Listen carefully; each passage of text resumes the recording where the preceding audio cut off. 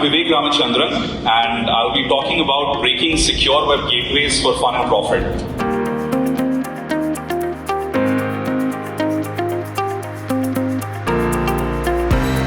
Now, the mandatory requirement, if you're a SASE SSE vendor for secure web gateways, is the first one, which is you need to be able to stop malware from downloading, threat prevention and URL filtering. Literally what everybody states is we guarantee that we can prevent 100% of all known malware and viruses contained inside websites from leaking through our web proxies.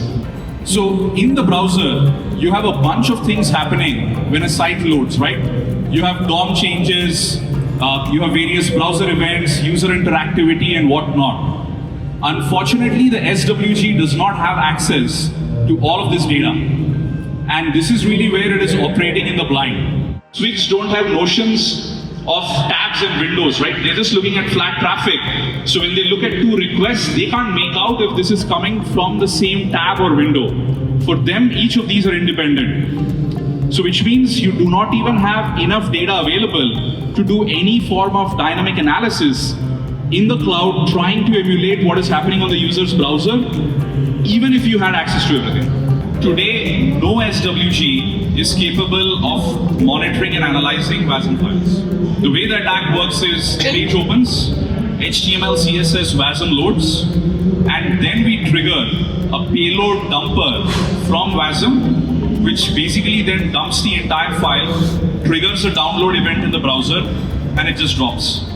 So the end user experience is once again identical to you clicking a link and a file downloading. And as you can see, we triggered a download. This is the same malicious file. The SWG, which we have enabled, is one of the top 3 in the vendor quadrant. No names. And I know most of it just looks like click and download. Sadly, that's how easy it is to orchestrate the attack. And that is what makes this so potent.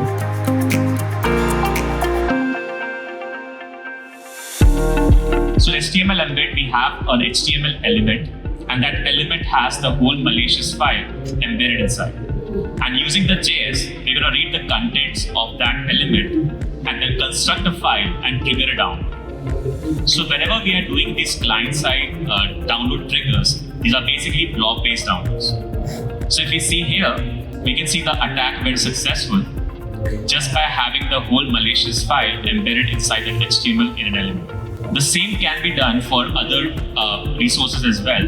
We're going to simply, just put the whole malicious file as a byte element. So we can see here, the attack went through because a single file was broken up into different chunks. And they were able to see only individual requests at the SWG level. But actually the same file will show that it's a known malicious file, which ideally should have been blocked.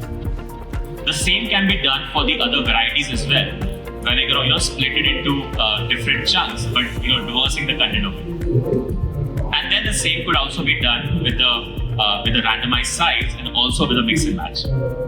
Now, this is really where what our contention is if you had to build a client-side web attack product, it has to have a browser component. Because without having access to DOM events and a bunch of other things, it is just impossible. After this, in a couple of hours, browser.security, all the source code will be open source as well. You can go try with your SWG.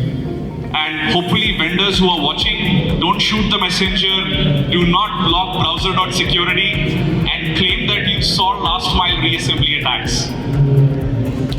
Alright, thank you so much. Thank you.